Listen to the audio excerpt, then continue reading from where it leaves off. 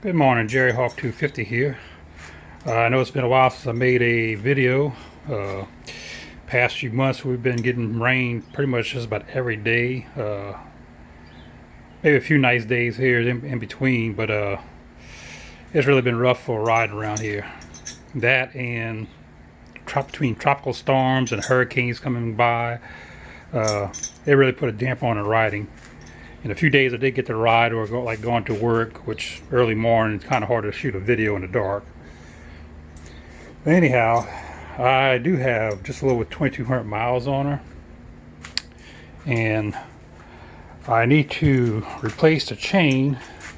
It's the stock chain. You can tell it's got some slack in. I got it pretty much all the way back right now, and it also is eating up my sprocket a good bit, which I plan on changing the sprocket anyhow because it passed too close to the hub. It was actually rubbing the hub a little bit, and I think it's what helped eat out the back of my sprocket. So what I do have, I have a new O-ring chain and a new 36 tooth sprocket, which will give me plenty of clearance around the hub. So that's my mission for this morning. I won't be able to ride later on. You can see it's pretty dark outside now. There's a tropical depression getting ready to get into the Gulf, and they predict it to turn into a tropical storm, which is heading almost directly at us. Hopefully it doesn't, but I don't hope it really hits anybody else. I hope it just goes out in the Gulf and disappears somewhere, but I guess we'll just have to wait and see. So let me get this tire off the bike and then we'll swap out this sprocket. As you can see, comparing this to the new sprocket, I got some pretty good wear on it. So the original chain had stretched out a good bit, so it was doing some pretty good bit of wear.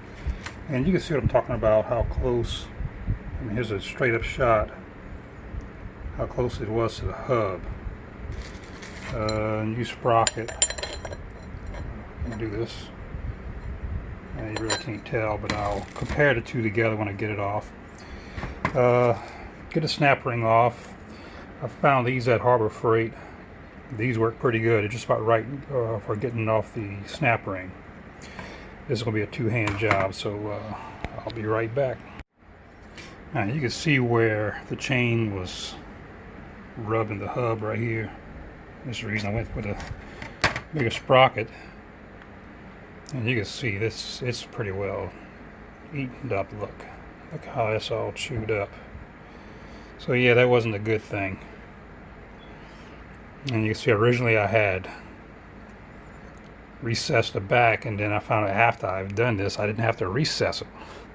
So I had to hop using washers to shim the studs back out. So don't pay any attention to what I said on my very first video on the sprocket, because it is all wrong. I have been wrong before. Another thing I noticed, the stock sprocket, you notice there's this gap. It'll work better with my new sprocket, you can be able to see. There's a gap between this part of the hub,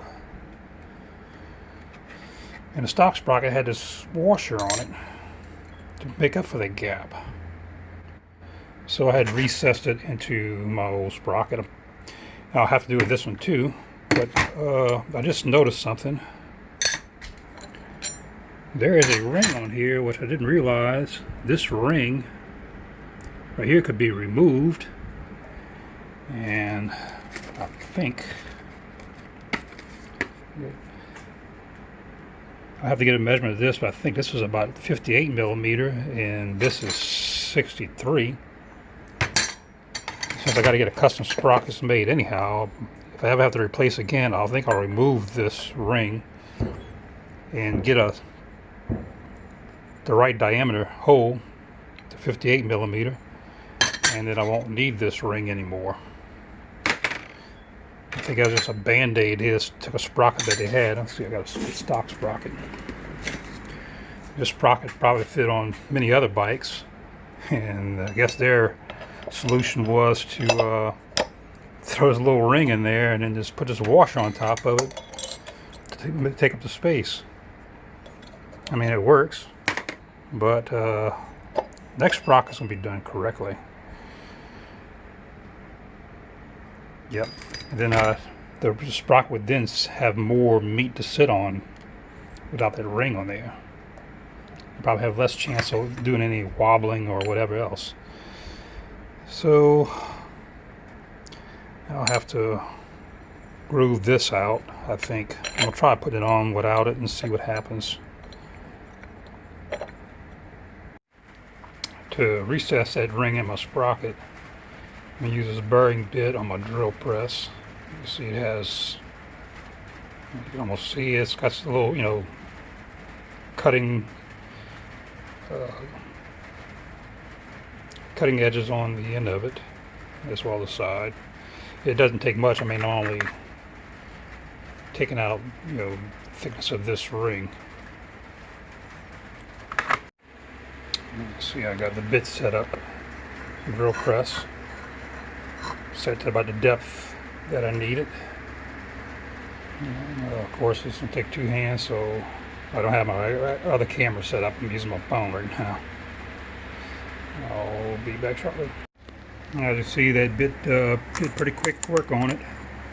Now, if you don't have all the tools and stuff, PBI, they can do all this work for you. You know, you give them the dimensions you need for the ring and the depth and so on. They can actually do that for you.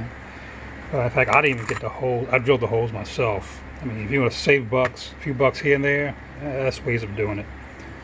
I mean, what I think is like $8 to drill 5 holes. I got a drill press sitting right here. Just took the old sprocket and set it on top to line the holes up and then drilled them in. Used it as a template. Yep, ring fits in nice and neat. Let's see if I put it all back together. And now I got it all back on. You can see I have a little more clearance for the chain, not to hit the hub.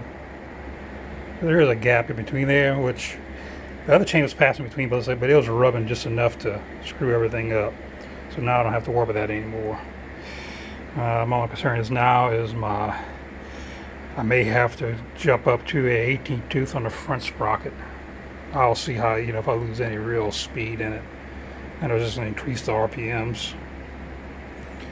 But I'll see next is to install the chain. So I got the wheel mounted back on, nothing tightened down yet. I removed the master link on my existing chain. A good trick to getting a new chain on, instead of pulling all this off and fighting with the sprocket, you just hook the whole chain, the new chain onto the old chain, and just pull it through.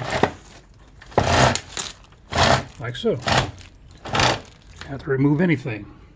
Now, next I'll size the chain and cut it.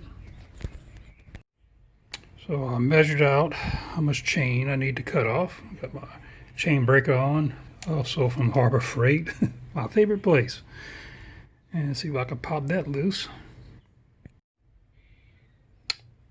So I got it broke loose.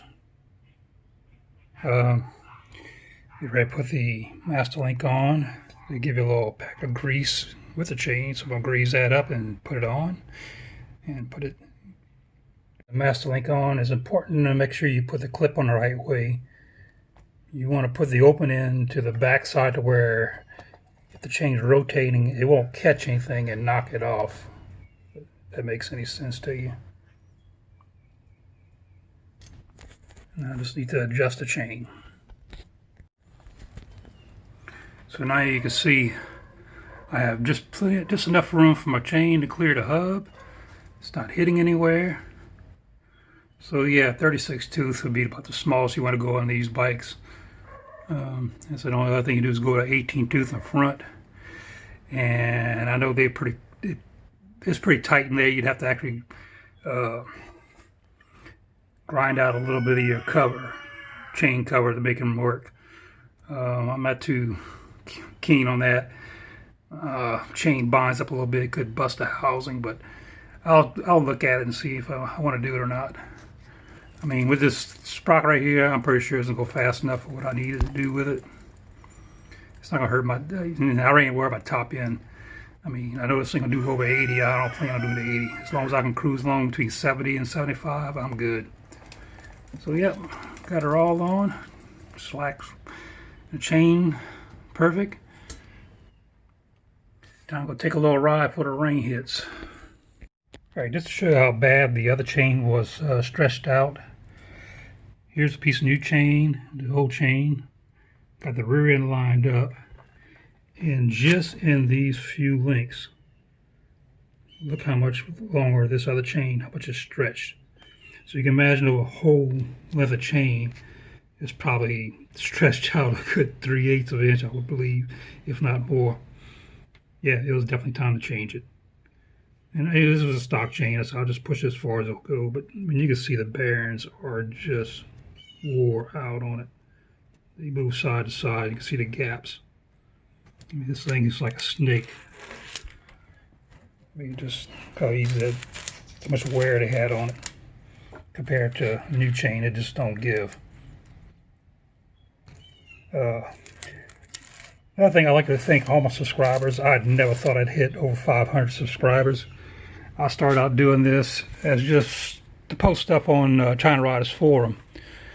And, you know, I guess people found my stuff very useful, so people start commenting and liking, and next thing you know, had all these subscribers.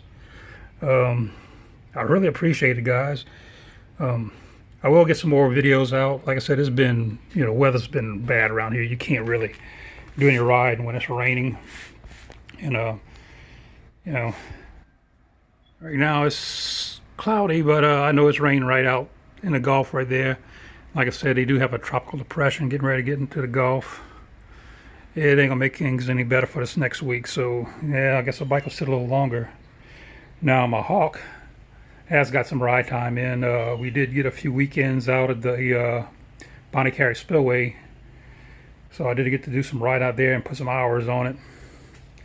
That's got a little over 8,500 miles, I think, on it now, and going on 4 years old. That's been a very good bike, and this bike as well. I have no complaints about it. So yes, guys. Don't forget to hit Venom Motorsports so far if y'all looking for a new bike. I know the X22Rs, 250s, they are sold out. They're waiting on their next shipment to come in. If you want one of these bikes, you have to order it now, pre-order it, just to get in line for the next batch that comes in, as crazy as that seems. I also have a new 2020 Ghost coming in. And only Venom and I think Belmont bikes, which I think they're sister companies, will be selling these bikes. Hopefully I can get one of those in the next few weeks. Do a little modding on that one too, and reviews. Like I said, don't forget to like and subscribe. You can use Jerryhawk 250 if you do buy from Venom Motorsports and get a $50 discount off your bike.